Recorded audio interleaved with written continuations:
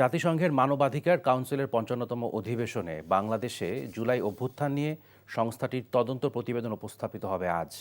বাংলাদেশ সময় সন্ধ্যা ৬টায় বিশ্ব সংস্থাটির মানবাধিকার বিষয়ক হাইকমিশনার ভলকার টুর্ক জেনেভায় অনুষ্ঠিত অধিবেশনে সদস্য দেশসমূহের সামনে এই প্রতিবেদন উপস্থাপন করবেন। বিশেষজ্ঞরা মনে করেন এর মাধ্যমে জুলাই আগস্টে ক্ষমতাসীনদের নারকীয় গণহত্যা পাবে আন্তর্জাতিক স্বীকৃতি। কূটনৈতিক চাপের মাধ্যমে বিদেশে পালিয়ে থাকা অভিযুক্তদের বিচারের মুখোমুখি করাও সহজ হবে। শফি মাহমুদ সাগরের রিপোর্ট।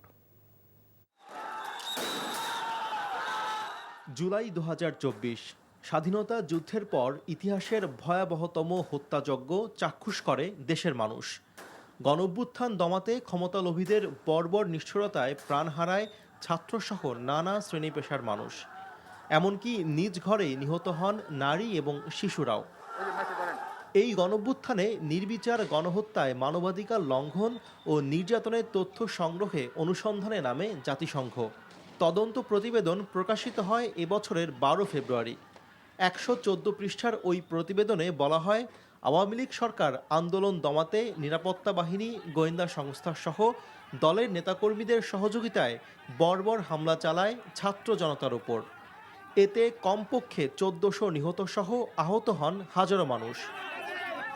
এই হত্যাযজ্ঞের সরাসরি নির্দেশদাতা হিসেবে সাবেক স্বৈরাচার শেখ হাসিনা, সাবেক স্বরাষ্ট্রমন্ত্রী সহ আইনশৃঙ্খলা বাহিনীর ঊর্ধ্বতন কর্মকর্তাদের জড়িত থাকার প্রমাণ পায় জাতিসংঘ।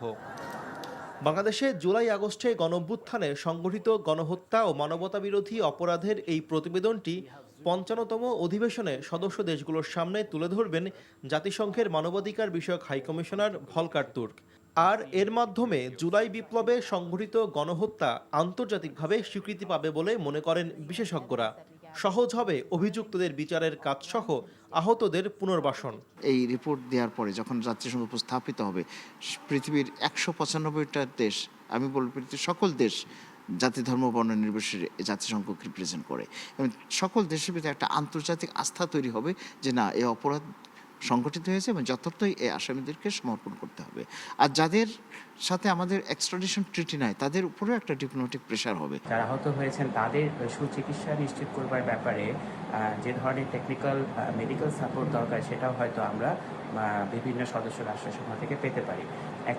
একটা জিনিস দেখবার বিষয় আছে, এই রিপোর্ট প্রতিবেদনটি সবার সামনে উন্মুক্ত করবার পর জাতিসংঘের সদস্য রাষ্ট্রসমূহ কী ধরনের আলোচনা অংশগ্রহণ করে এবং কী ধরনের সিদ্ধান্ত গ্রহণ করে, সেটি আমাদের জন্য গুরুত্বপূর্ণ। বিদেশে আশ্রয় নেয়া অভিযুক্তদের দেশে ফিরিয়ে বিচারের মুখোমুখি করতে কূটনৈতিক চাপ তৈরিতে এই প্রতিবেদন উপস্থাপন বিশেষ ভূমিকা রাখবে বলে মনে করেন আন্তর্জাতিক অপরাধ ট্রাইব্যুনালের chief prosecutor advocate Tajul Islam. এটা হচ্ছে আন্তর্জাতিকভাবে স্বীকৃত একটা ডকুমেন্ট, এবং যেহেতু জাতিসংঘ এটা করেছে, এটার নিরপেক্ষতা কারো প্রশ্ন তোলার আসলে সুযোগ নেই। বাংলাদেশে একটা ডেমোক্রেটিক প্রসেসকে ধ্বংস করে যারা এই ধরনের মানবতা বিরোধী অপরাধ করেছে তাদের বিচার হওয়া উচিত। আমি মনে করি একটা গণতান্ত্রিক দেশ হিসাবে ভারত এটা মনে করে। সুতরাং জাতিসংঘের রিপোর্টের পরে তাদের আর দ্বিধাদ্বন্দ্ব থাকা উচিত নয় যে এই দেশে মানবতা বিরোধী অপরাধ হয়েছে কিনা বা শেখ হাসিনা এই অপরাধগুলো করেছেন কিনা। বিদেশে পালিয়ে থাকা অভিযুক্তদের দেশে ফিরিয়ে আনতে কূটনৈতিক তৎপরতা অব্যাহত রাখারও পরামর্শ দেন চিফ প্রসিকিউটর। শফি মাহমুদ সাগর, এনটিভি নিউজ, ঢাকা।